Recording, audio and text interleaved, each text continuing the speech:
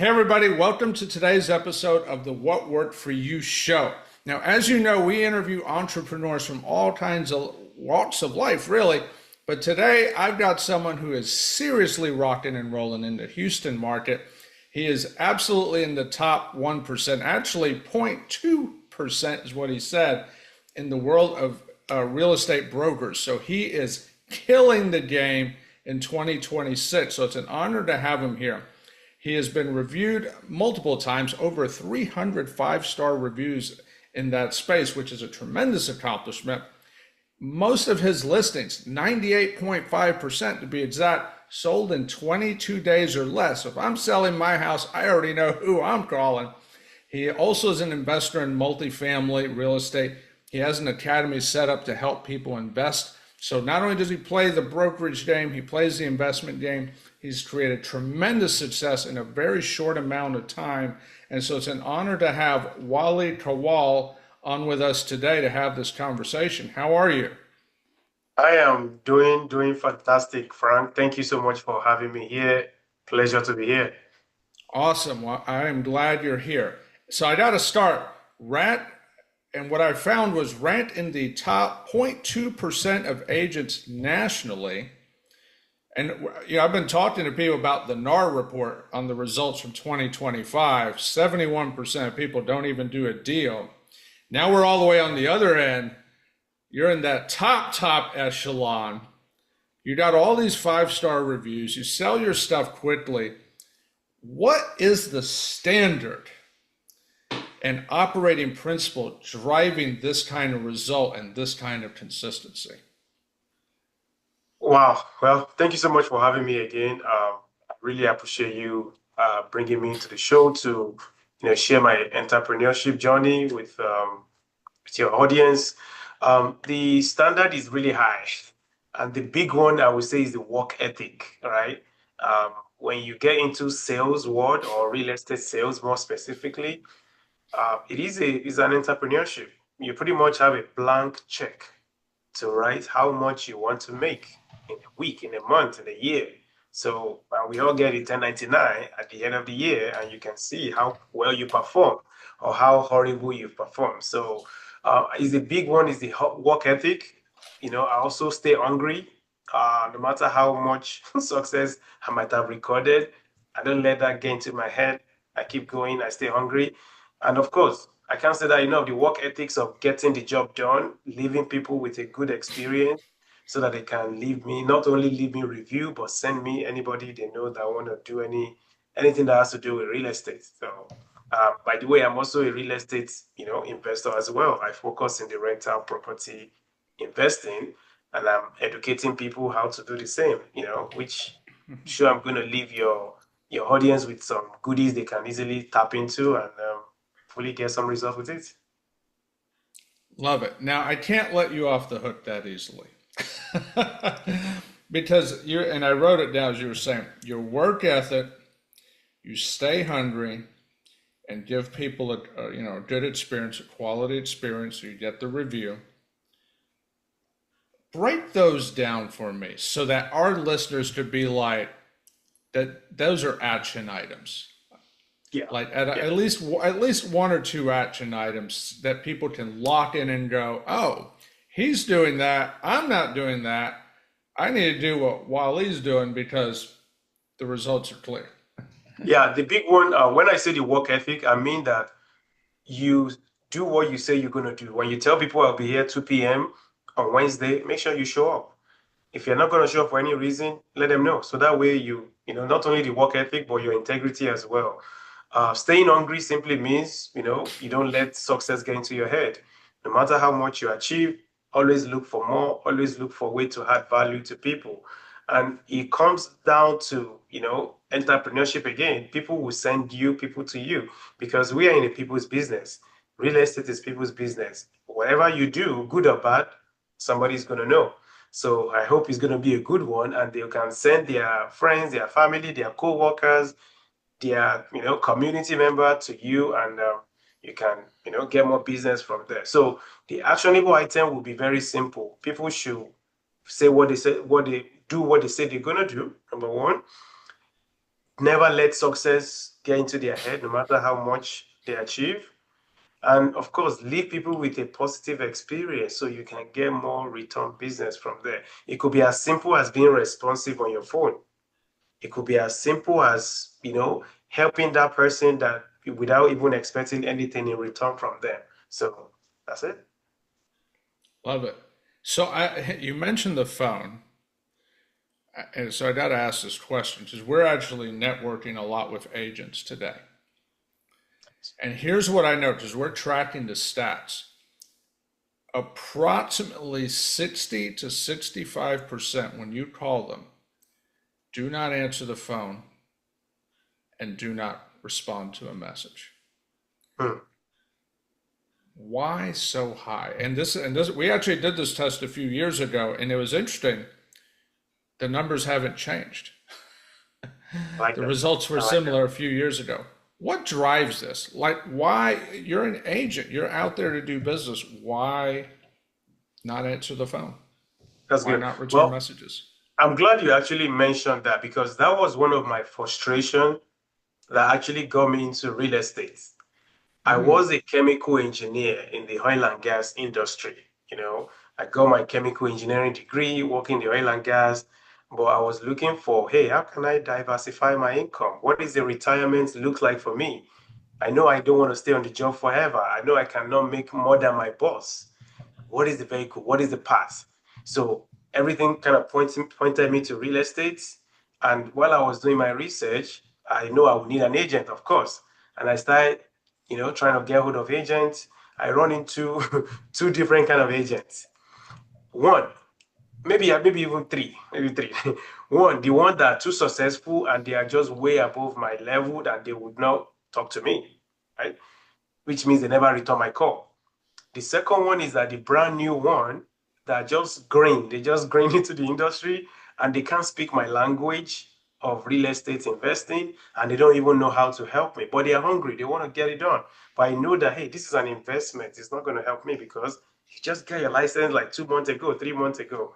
Or the one that never even returned my call. So those are the category of agents I encounter. And that made me, oh, sure, there's an opportunity here because I found real estate as a long-term vehicle that I'm going to use to, plan my retirement and set up my kids and my generations to come. So I'm like, hey, if you're going to do this for a long time and all these agents sucks, they don't pick up their call, or some people think they are too big for you, why not get your license?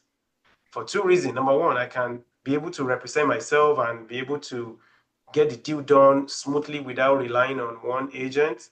Number two reason is that it's a long-term play for me. I can be able to learn real estate, the fundamentals, how it works, how people make money, how people lose money. And as a byproduct, which byproduct actually become the main thing today, I will be able to help other people like me, maybe in the corporate America, corporate world, doing fantastic in their career, but they want to diversify into real estate or they even want to go into real estate full time, I'll be able to help them. And that was the reason why I got my license. I go into the industry, but funny enough, within 7, 8 months of me getting my license, I started seeing a clear path. Oh, sure, this can actually be the thing. So that hmm byproduct of let me just help, I can help somebody along the line, not really my main focus at that time, became the main thing today because now I'm a full-time real estate investment broker that help people to buy rental property successfully. So yeah, it's a very common problem in the industry. To answer your question, though, the main issue is that they are coming in with the mindset of a W-2. In a regular W-2 job, just do the minimal, just do something not to get fired. You're going to earn your paycheck every 2 weeks. This is entrepreneurship, it's different. It is a mindset of sometimes you even push especially in real estate, you push the ball to the almost finish line and the deal fall apart. The deal is going to fall apart. Now you've done like 99.9% of the work, but you still don't get paid, right? So I see that a lot in real estate. It still happens to me, no matter how much experience I have. It still happens to me once in a while because this is people. I can't control somebody losing their job. I can't control somebody going to buy a new Tesla one day before closing date, right? I can't control somebody just decided to divorce their their wife or their spouse few days to closing and that mess up everything. So those are way beyond my control. So, and what I'm saying is that even when you do all the work, you might not get paid. But most agents are being sold the unrealistic expectation of, hey, get your license, we can make X amount of money in X amount of days. And also the HGTV as well probably didn't help, because people watching HGTV, you just think, oh, if you're flipping houses, you can make a lot of money, or selling sunset, and all those reality shows that just kind of sell the false expectation to new agents. So that is one reason why I see why they don't pick up their call. They don't have the hustle mentality. They are not a true entrepreneur. They're coming in with the W2 mindset, and also they have a unrealistic expectation that people will just transact with them. So that is the statistics, and unfortunately, most of them don't do business. Now, on the a little bit of a flip side, the ones that do a lot of business that are too successful might be selective in in the kind of call they pick. Maybe they already have an established clientele or people they are working with, and if a new number comes in, they just don't want to answer it. Maybe they're just too comfortable. So that's it. No, and you play on the agent side and the investment side. So you're on both sides of the coin. Exactly. And isn't it interesting, as you were sharing that it's easy, they're sold the dream, HGTV, and I'm like, that sounds like the same pitch as the investors get. It's the same pitch on both sides of the coin. And what do we know about real estate investors? If I go back, the NAR report last year said 71% didn't do a deal, 15% did between 1 and 4 deals. So effectively, 85% did almost nothing, if not nothing. Yeah. Incidentally, we've tracked numbers on investors as well, and we've seen 80 to 90% of investors are also gone, Wow. in a couple, 2, 3 years or so. And so it's interesting how both sides of the business, yet it's the same parallel. What are your thoughts? Yeah, again, the unrealistic expectation. I work with a lot of new real estate investors, or sometimes I call them wannabe. They wannabe investors. They're coming in with the unrealistic expectation of cash flow. They are trying to lowball the seller and think they're just going to get a deal, or they just got out of again, unrealistic coaching program that is telling them that, oh, you can get that property 50 cents on a dollar, or even sometimes 40 cents on a dollar. That is a property worth, keeping it simple, a property worth $1 million, they might think they might be able to buy for $500,000, a property worth 100,000, they think they can buy for $50,000, something like that. So, which unfortunately is not realistic. So they are coming in with the wrong expectation. That's number one for investors. The number two is that they think the interest rate is a problem, because in 2025 I deal with all these a lot, that we have to work extra hard to get people to take action. So they were coming in with the mindset of 2020, 2021 during the COVID, and they are just finding it so difficult to accept the new reality that, hey, interest rate was low in 2020, 2021, 2022, up to June 2022 because of the pandemic. That's why, because the government need to, stimulate the economy and all that stuff. That was the reason. But they just don't understand that, hey, historically, interest rate is 14, 15%, even 18%. But they're like, hey, if it doesn't cash flow, I don't want to buy it. Also, they don't fully understand the complete benefit of real estate. Like, hey, real estate cash flow is just a little bit piece of the pie. There is a larger pie that is, loan pay down, cost segregation, appreciation on the property, tenant paying down your mortgage for you, bunch of tax advantage, leverages you can use on that. A lot of other things they just don't know. So lack of full knowledge, unrealistic expectation, and interest rates challenge of, hey, 8%, I don't want to buy at 8%. I thought it should be 3%. It's normal. And because they go into the business maybe early 2000, maybe 2021-ish, that's probably when they started researching real estate. So they didn't know what happened 10 years ago. So that is for me on the investor side. Yeah, yeah, you said it many times, unrealistic expectations. So let's flip that to the entrepreneur who's getting into real estate. And you're right, they've heard 100 different messages. Everyone on Instagram's a billionaire, right? Everybody on Facebook, it's a little more muted. There's more millionaires instead of billionaires. Yeah. On TikTok, we're not sure. They're probably up to trillionaire status over there. I'm not sure. So they're hearing all these messages, right, from different platforms, different websites. They go to YouTube, it's all this. If they go to LinkedIn, now it's a much more serious conversation, but then they're bored to death because, LinkedIn doesn't tend to be, that platform is different. It's not built to entertain, it's more business.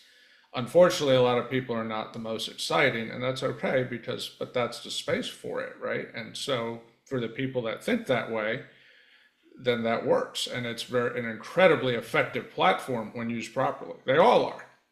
Correct. The problem is it's hard to get a realistic sense of what is a realistic expectation. Mm. You've built your business up very successfully in a very short amount of time. You're under a decade still to Yeah, achieve what seven you years. have. Again, congratulations. That's amazing. Thank you. How did you learn to set realistic expectations? Like, how did that become clear for you and easy to latch on and go, okay, I got it? Hmm. Yeah, first of all, I think the upbringing is very important. Um, as you can tell, I'm not originally from America, right? I am originally from Nigeria. So I came into the country as an immigrant. Of course, go to college, school brought me here. So we already have a mindset that, hey, America is a land of opportunity, but it's depend on me what I want to make out of it. So that is already Hmm. kind of ingrained in the brain. Like America is a land of opportunity, but the opportunity will not fall on my laps. But we all wake up to 24 hours in a day. What can I make out of it? So that is one. Also, I mentioned the upbringing of hard work, you know, respect people, do the right thing. Those are all the things that kind of like help me understand that life will not come easy. You have to go for it. You have to do what you have to do. And especially in a 1099 world of entrepreneurship, I know that, hey, it's a blank paycheck again. I keep saying that you can write whatever amount of dollar you want to put there. It's on you. And it could be zero as well if you don't do that. So that fuel me every day. Like, hey, you have to do this. And I know that nobody will help me to do anything. I just have to do it myself. I can ask for help when needed. And I give people help as well when needed. But I know that nobody is coming to save you or save me. I have to do what I have to do. So that's where everything has to click like, okay, hey, nobody's coming, get this done, or it will never happen. So No, it's a great point. No, we do live in a world where, and, you could turn on the news, and what do we hear on the news? Somebody please do this. Somebody please do. It doesn't matter which side of the table you're on. Somebody's always wanting someone to do something. We're entitled. We're this. We're that. And it's like the complete opposite. To yeah, really sit down and go, nobody's coming to save me. yeah. You talked about this being opportunity. How did you teach yourself what I will call extreme accountability? I was about to say that. Actually, well, extreme accountability or extreme ownership. you Yeah, know, yeah. we have to, you know, be accountable and take ownership of all our action and inaction. It's not just the action. What you didn't do as Mm. well is also part of it. You know you're supposed to do this, you didn't do it. Okay. You have to be, take ownership of that as well. How I take ownership again is coming from the angle of I have to get it done or it will not be done. And if I hire somebody or partner with somebody and things didn't go well, I still take the ownership. Like, hey, maybe I could have done a better job to vet that person.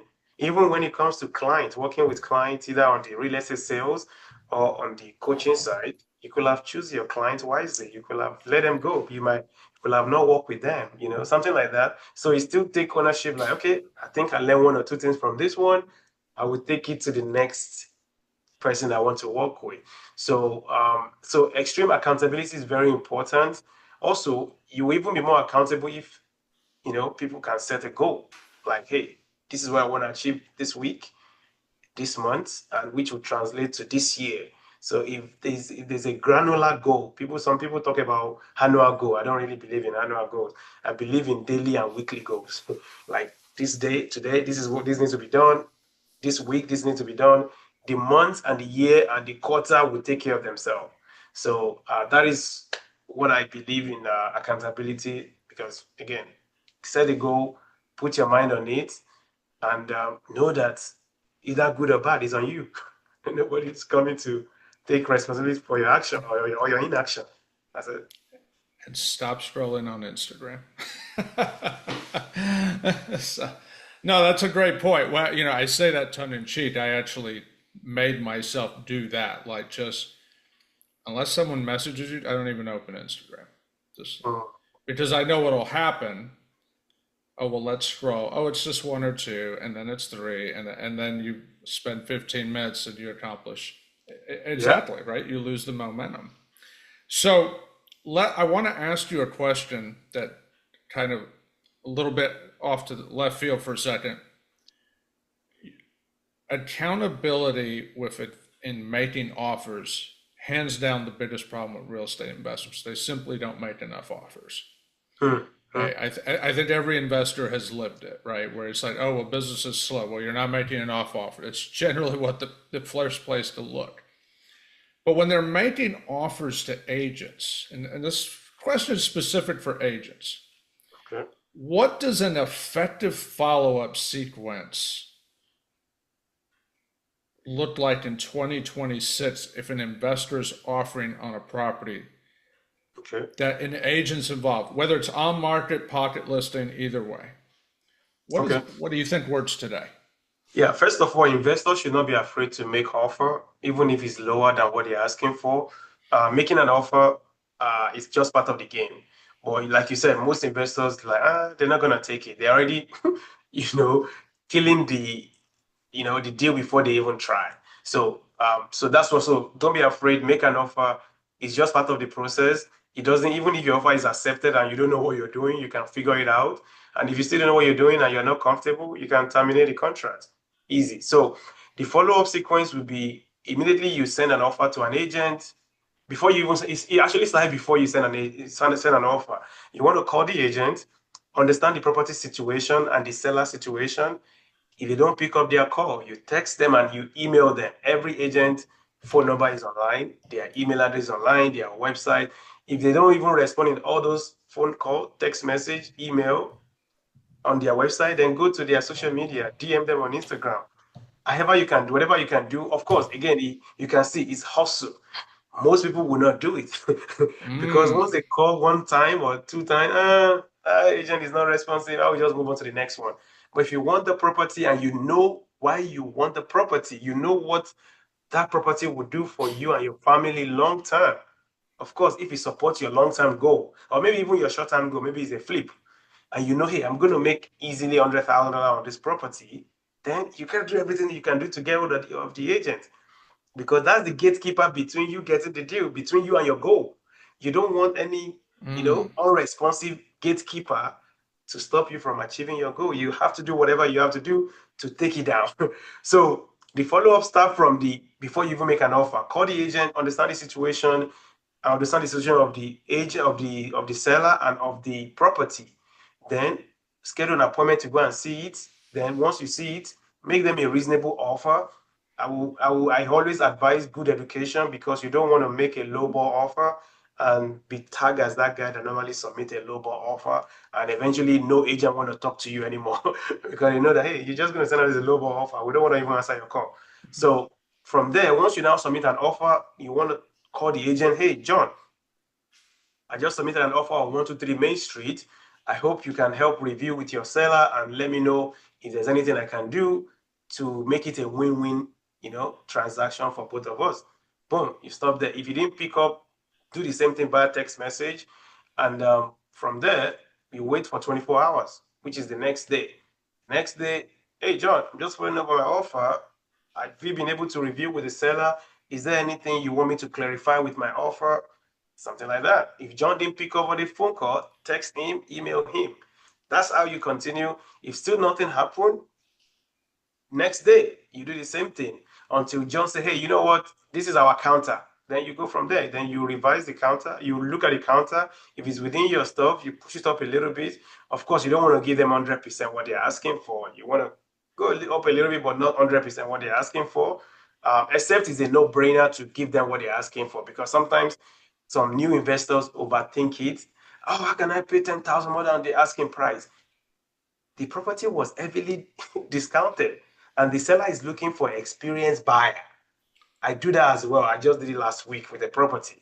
The property is worth about easily $289,000, 289,000. I priced it for 245. Mm. 245. And guess what happened? What I wanted to achieve, I achieved it. I created multiple offer situation. Sure. Yeah. Multiple offer. So now, but an inexperienced buyer, we have cash offer. We have now he sold above asking, by the way. So around 260 is what we have it under contract for.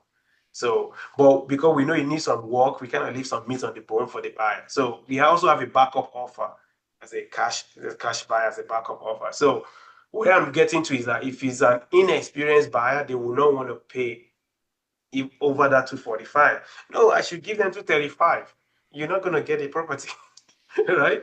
Because you don't know what you're doing. So the follow-up doesn't stop there. If your offer is not accepted or you guys are able to work out on something, from there, you know, it goes to the title company and keep good communication. Now, this is assuming they don't have an agent. If they have an agent, this is the job of their agent to follow up with the seller agent, make sure their offer get accepted, write a good offer, you know, work towards a win-win situation, not a win-lose situation. So yeah, that's what the follow-up should look like for an average investor. A lot of hustle in there.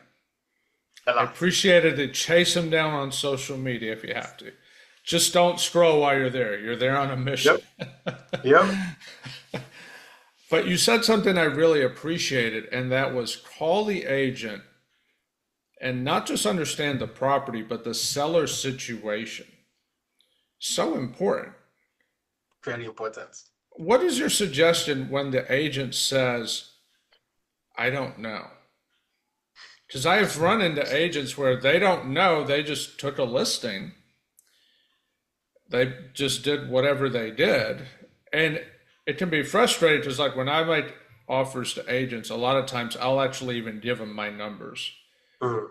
So that way they're like, okay, this is a little bit low, but you're going to get the entire breakdown. So you're going to see the whole thing. That way I didn't just make this up out of thin air. That's good. Uh, but sometimes the agents, they don't know. They're like, Yeah. well, I don't really know the situation. And you're like, Yeah. how do you like to help people get through that? Well, first of all, you don't go directly by asking that question. You're not gonna say, "Hey, I want to buy this out. What is going on with the seller?" That would be a wrong question. Hey, Okay. Sally, you know, I'm actually looking at this property and I'm working on sending you an offer, but I don't want to insult you and your clients. I would like to get some background information on this property and potentially know why the seller is even selling this property. Do you have 5 minutes? Or 2 minutes, something like that. Oh yeah, sure, go ahead. Before you even know, some agent want to talk you to death and give you a bunch of information that you don't need. But if they are now being reluctant or they don't want to share, then you can now start asking the same question in a different way. Okay, so when was the roof replaced? Okay, what about the foundation? Why is the seller selling the property? Would they need a lease back? You know, do they need help to move? All these things, you're going to help you understand, you know, why they are selling it. And from there, you're going to structure your offer accordingly. And I like what you mentioned. You want to show them how you arrive at your number, not just pull a number out of thin air and send it to them. They will just, you know, block your email address and never talk to you again. You want to walk them through, hey, I'm not just making it up. This is the reason. This is what I'm going to do. This is why my number is. This is my loan estimate. All those things, so that way they can see that okay, you're making an educated offer, not just guessing it. Now, of course, they don't have to still accept it, but at least you know you've done your part. So for any agent that said they don't know the situation of the seller, they probably don't want to discuss it. Most of the time, if they are good agent taking on listing, they will know if the seller is moving, if the seller is retiring, if it's a tired landlord, right? Or hey, they need to move close to their grandchild, grandkids, among other reasons why people sell their home. Or hey, we're too big for us, we are downsizing, among other reasons. So, but an agent saying they don't know why the seller is selling, don't know the situation, I think it's a lie. Yeah. Good to know. Good to know. I love it. I love it. I love it. All right, let's walk back in time. Like, how did this all start? You mentioned you were a chemical engineer, I think, a little while ago. Yes, yes. So is that where you started your career, your professional career, chemical engineering? Yeah, yeah. I mentioned it a little bit. I came from Nigeria to go to graduate school here in the Houston area.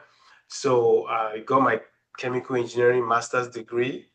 From there, I worked in the oil and gas for about 5 years as a corporate engineer, plant engineer, you know, even project engineer as well. Those are the three roles I kind of do within the space of 2017 to 2021-ish or so.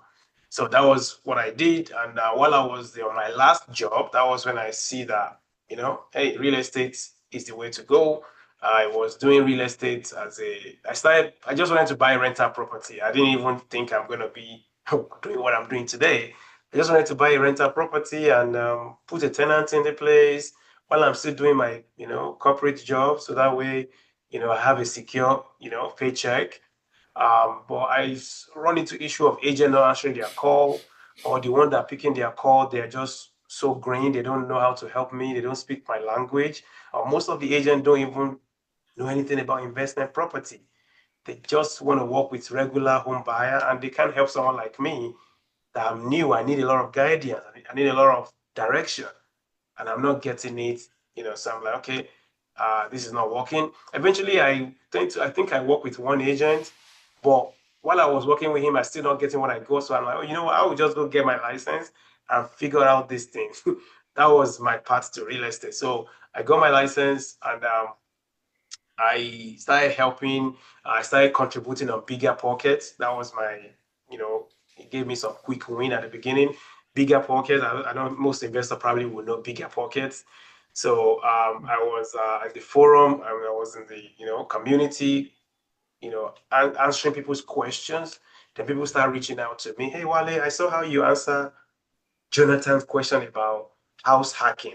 I saw how you answered Jessica's question about moving out from a current home to buy another property as an investment property and all that stuff. So people start coming to me and I help number one person, I help number two while I'm still on the job, while I'm still doing my 9 to 5. So at some point where I was now making decent income that now exceed my corporate salary, right? My regular job, my engineering job. Hmm. So at that point, I was also now losing money and losing opportunity because I'm on the clock.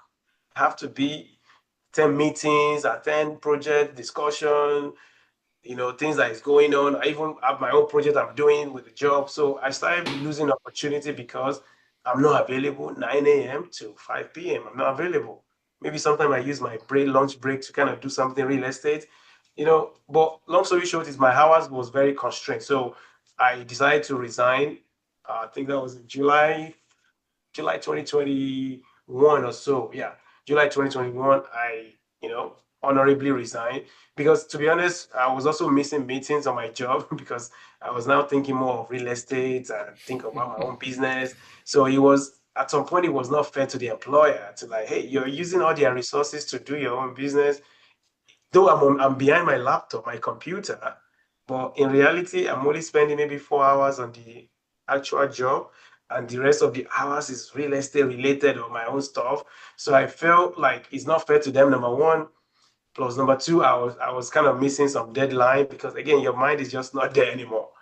And number Mhm. three, I know that hey, it's coming. Is that I fire myself or they fire me anyway?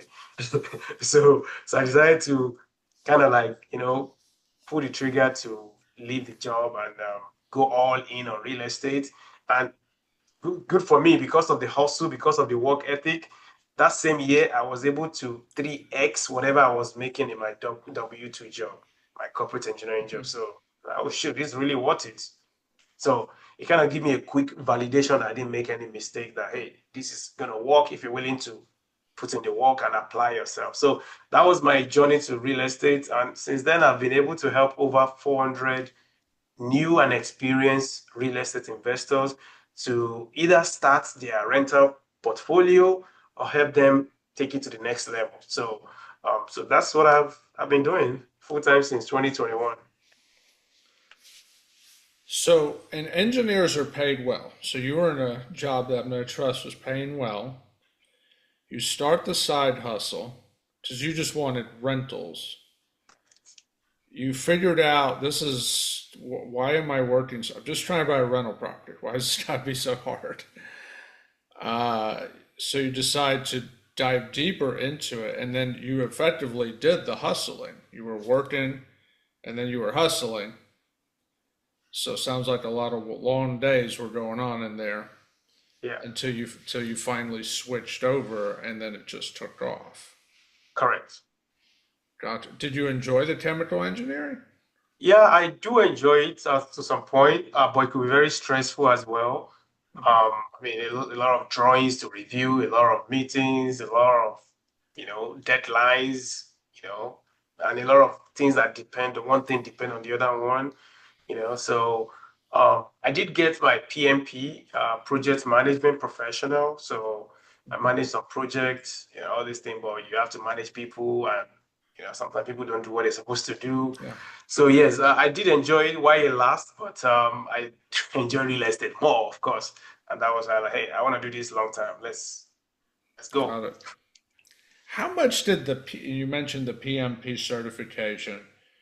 How much did that project management background and skills and the engineering mindset contribute to the success you've been able to create running a real That's good. estate That's business? good. The PMP actually helped me to it helped me to get my last corporate job I did before I left the corporate world. The PMP helped me to get that job. So it did help because I mean it's going to teach you a lot of stuff. Project charter, the procurement, the what's it called? Bunch of all this. I'm already forgetting them because it's been a while. But there's a lot of things that you learn in project management that shape the way you see things and the way you relate with people and how things can be interdependent on each other. So yeah, I would think it definitely helped me in my career, and also because it's really broad. I do apply some of the best practices even in my real estate business Mm. because I know that hey, this is how people recommend projects should be conducted. So yeah, Yeah, so when you're that's doing that. a construction project, you already understand the flow of fundamentally good project management. Correct. And what do Correct. we know about most general contractors? They're not PMP professionals, and we're going to leave that one alone. And plenty of homeowners know that too. It's not specific to just investors, Yeah. but it's interesting. A lot of general contractors, the ones I've worked with that are good, a lot of them do have some background with project management, Correct. which Correct. allows them to conduct effective projects. And the ones that don't, well, Yeah, crazy things happen. budgeting, scheduling, timeline, among other things. So yeah, Yeah, it's a lot about yeah, I see that all the time too. The yeah. guys that just want to wing it, is that they lose money or they get bad review online because they did terrible job. So It's almost like if you're to invest in real estate, just if you don't have to spend a ton of money, go to udemy.com and just go right. spend $20 on a project Basic management course. that was It'll my next help. thing. Exactly. They don't need to go get PMP. So that way your audience are not confused. Are you saying I should go get PMP before I became a contractor? No, that's not what we're saying. We're just saying that get some basic project management skills. You can go to Udemy, there's a bunch of YouTube videos that will tell you scheduling, budgeting, organizing timeline, communication, because one of the big things I took away from PMP is that communication is really, really important.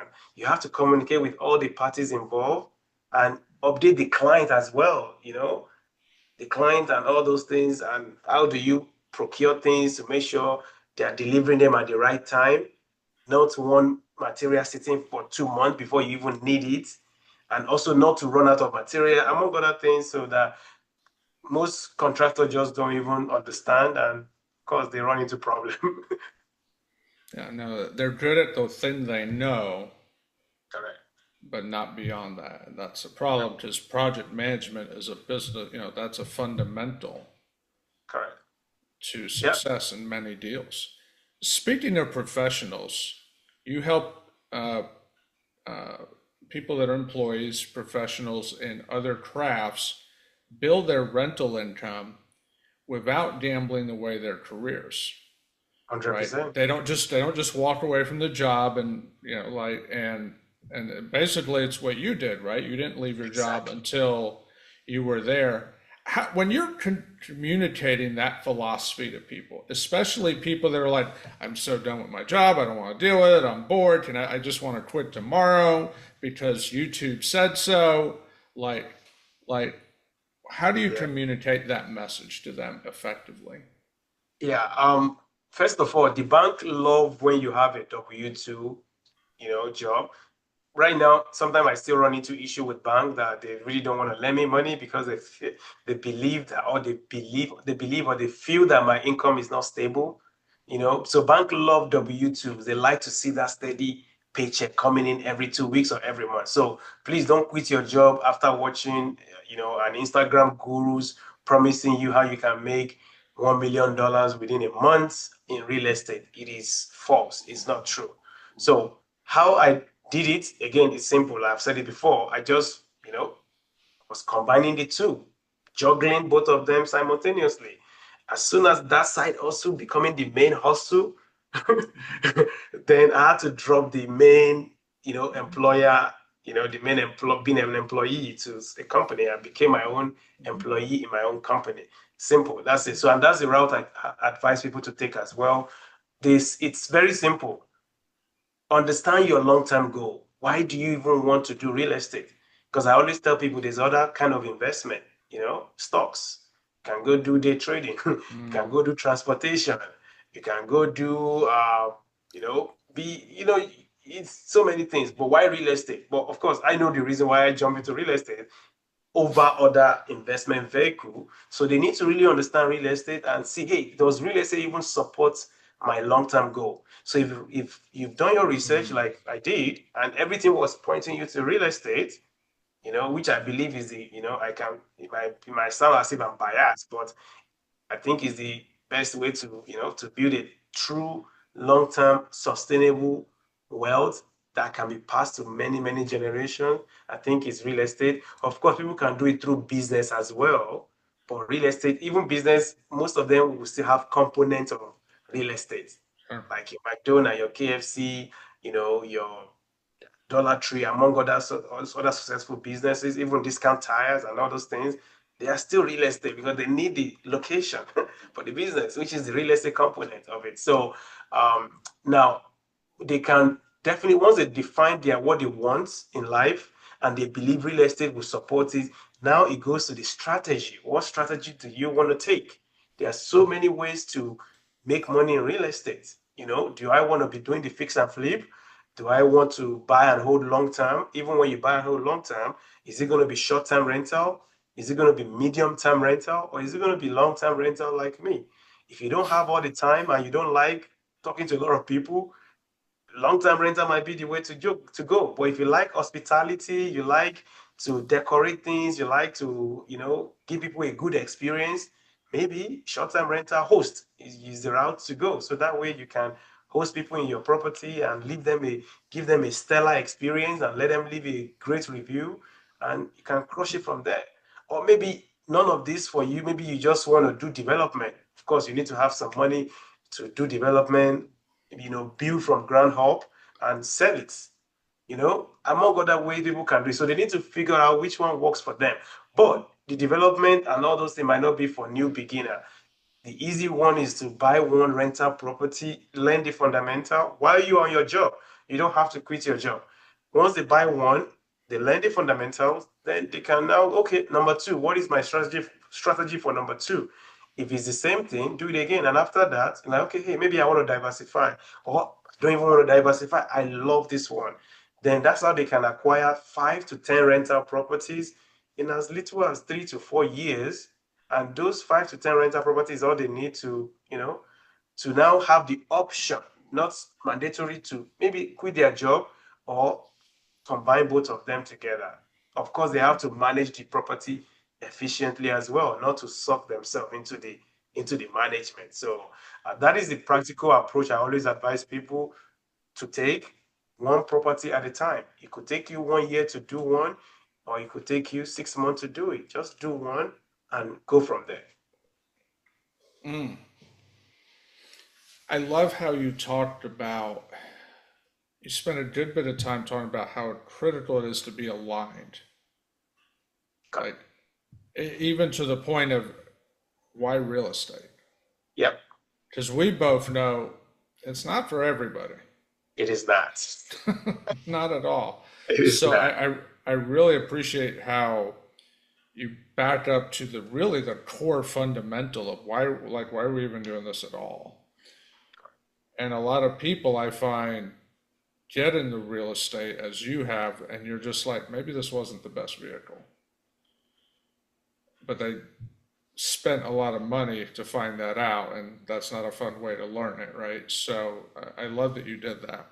I need to correct myself. I said they listened to YouTube a little while ago. They listened to a YouTube video because YouTube of itself doesn't say anything. So I just got to clarify myself, not blaming Yeah. YouTube. Mhm. Yeah. So, um, what was I going to say? Tell me, you've got a step-by-step framework now. You help people, okay, to help them define their buy box, right? Like a lot of investors, well, I'll buy anything, or it'll be too narrow. How do you help people really define a buy box, but more importantly, to make sure emotion is not driving that buy box, which we see often, which can lead to some less than desirable results? Correct, correct. Well, as a human being, we are going to be emotional, even though we are still, thinking about the numbers. So the way I do it is very simple. We typically have like a 30-minute section to kind of, take a deep dive on their situation. How much are you making right now? How much time do you have for real estate? Are you married or single? If you're married, how many kids do you have? All those things that people can say, okay, hey, why is he asking me all this? Just help me buy real estate or tell me what to do.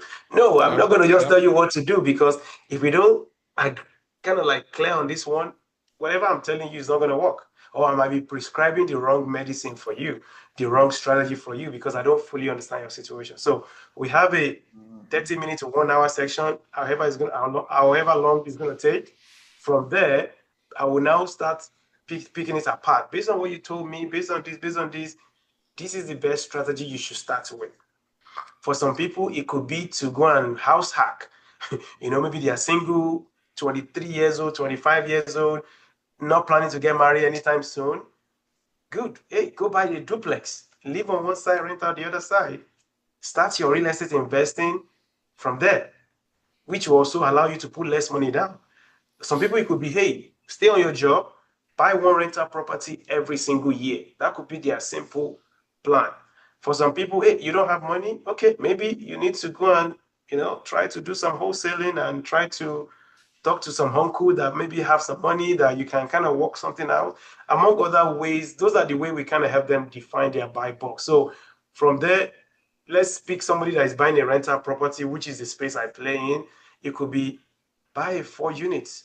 It could be buy a 10 units. If you have the money, of course, and you have the knowledge and you're willing to quickly learn as much as possible, it could be start from 10 units. But I don't recommend newbie to start above 10 units because if they have never bought any property before or they only own their primary residence, I don't really recommend to buy above 10 units because there's a lot of things to learn. That's now Mm, commercial real estate. So I don't want them to make the mistake. So I say, even though they have the money and they have the everything, okay, buy under 10 units first. Once you do that one mhm, successfully, 6 months, we're going to now go for your 20, 40 unit, whatever you want to go for. But because I want them to learn the basics on a smaller scale before they, you know, risk more money and all mm, that stuff. So that is how we get it. Some people is just a 3 bedroom, 2 bathroom in a class A neighborhood, good school district, great employer close to the house, great schools, great amenities, and all those things could be some people's stuff. Or some people, it could be, hey, don't buy in a class A, buy in a class B for XYZ reasons. So those are the way I help them to define their buy box. And from my experience, it saved them about 90% of the time they will have wasted once we mm, clearly define that buy box, because that become the roadmap, that become the guide. Whatever doesn't fit into it, we discard it. No, yeah. no, no, yes, no, that's how we do it. Mm. Well, it's that hyper focus. Getting really locked in and cut out all the distractions All the noise. because there's a lot of it. There's a lot of noise. And I love that you apply that philosophy to the buy box. I love that. I think that's great. So let's talk about focus for a second and just a couple more questions and we'll wrap up. But this is big, just piggybacking off of that hyper focus, get rid of the distraction. You've created, as we discussed earlier, a ton of success as a broker in a very short amount of time. Like to the agent or broker that maybe they're new today or maybe they're wanting to build their business, they've been doing it, but it just hasn't taken off. What would your words of focus, encouragement, advice be to them, kind of going on that theme of, I'm sure that hyper focus is part of the answer, I would imagine. Mhm. Like what would you say to them? Yes. If people are focused, I think some people actually, I don't know how true this one is. They say focus is focus on one thing until successful or something. That's probably how they kind of call it. You have to focus on one thing. Most of us, especially entrepreneur, we are just too distracted because as an entrepreneur, we are wired to think in so many ways and other opportunity coming to you left and right, or maybe potential opportunity because some of them are noise, some of them are pure distraction.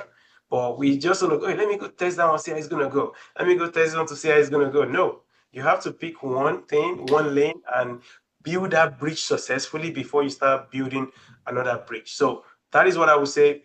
Whoever is doing whatever they are doing, it might not even be real estate.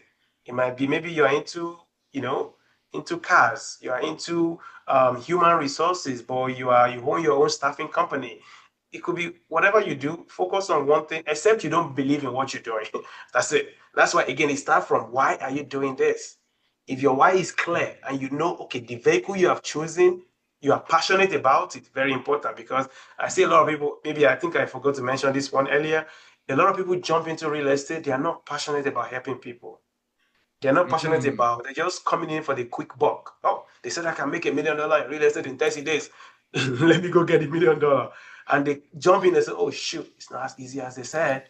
Oh, shoot, they didn't tell me this one is going to happen. Oh, shoot, they didn't tell me this buyer is going to disappear on me. They didn't tell me all this disappointment. Now, because their why is weak, their passion is zero, they quit, they fade mm, out, which we don't need them in the industry anyway. So they must be passionate about what they do and they believe that the vehicle they've chosen is the right vehicle that they believe in and they are passionate about, will take them to their whatever life goal they have.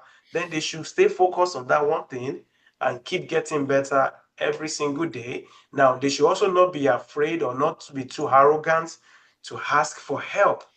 We all need help. I have coaches. I have people that support me. I have a couple of assistants. I have people I can run into. Hey, I run into this problem. What should I do? We all need those kind of people in our life. So some people are like, I just want to keep to myself. I don't want to tell them about my business. I can figure that out on my own. Well, you can figure it out on your own, but you will have lost a couple of months, couple of years. If only you ask people that are way ahead of you, they will have helped you cut your learning curve and make more success faster. So they should stick to what they're doing if they believe in it. If they don't believe in it, then please go do something else that you believe in. If you believe in it, then stay true to it. Look for help. Keep getting better every day. YouTube, Udemy, a lot of school community, which I do have a school community, by the way, are out there today. Alex Amosi and Sam Hovens have created this platform they call School, right? And there are a lot of community teaching all different kind of skills, all different kind of things, myself included. I teach rental property investing, and I have people in the community that are going through my real estate course that I'm giving to them for free. And they can, go through the course within, over a weekend. And they come out on Monday like, oh, shoot, I feel confident about real estate. Now I know what strategy I should go and implement. Now I know what not to do. Because sometimes what not to do is more important than what to do. Because people don't know that. People just want to go do it. Let me Yeah. go do it now. So that's what I would say. Not to digress, but that entrepreneur should ask for help, stick to what they believe in that would get them there. And above all, they should, check on their work ethic too. Maybe they are too lazy, right? Because there is abundance out there in the world for everybody to grab if you are willing to go after it and do what it takes to get it. I love it. I love it. I love it. And by the way, I'm going to second you on and there's some things you don't need to be doing. I've been there, so I appreciate that. It reminds me, like this morning, we got a message from a guest at a short-term rental. Nice. And I actually thought this morning, I said, I enjoy the short-term rental Mhm. because I feel good knowing we're not just providing a property, we're not just investing in a property, but as we know, short-term rental, it's really the hospitality business, not really real estate per se. It's a People different don't know that business. it is an hotel. You're running an hotel. Yeah, Yeah, it's just a a really mini small one. hotel. Yeah, yeah, But there's just something that makes me feel good. And that's one of the things I learned about myself is I really enjoy that. Like when I look at the guest book and people share their stories and you're like, we did something that was a blessing to a family. And that's yeah. something that's, very special. Just like we've been to a short-term rental and been like, oh, this was really nice for whatever reason, right? Whether it was family, getaway, whatever. Let me ask you one last question and we'll wrap this up. You help investors, you help homeowners, you help agents, you're always helping. Mm. And you talked about you have coaches that are helping you. What is the one thing you could tell people to help them stay focused on this idea of service to others? Because there is so much noise. It is so, especially when something goes wrong, it's easy to bring the focus inward rather than keep it outward, being a person of service. How do you personally stay on point on that and help others do the same?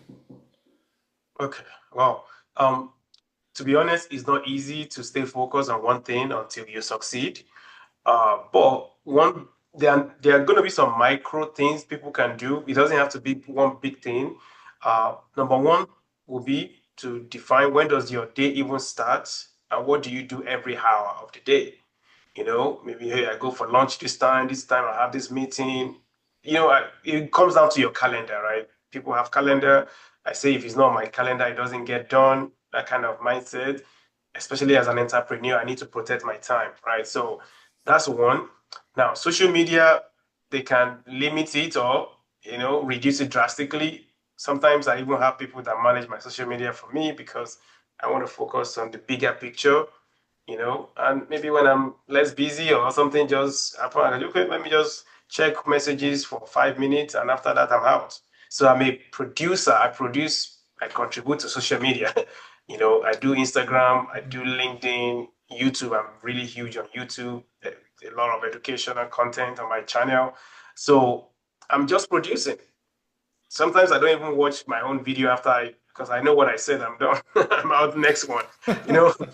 So because no, so if I can't watch my own video, of course I do watch other people's, that I want to learn from. I can watch their video or learn one or two things from them, but I don't even consume it like A to Z like that because I know, okay, we're in the same space or we're in the same game. I get it. I just want to, what is it doing that I can improve on? Something like that. So if they reduce social media and manage their time correctly and say no to a lot of other things that might be a distraction to them because you are into real estate. Tomorrow somebody talk about Bitcoin. Now you drop your real estate thing and you go for Bitcoin.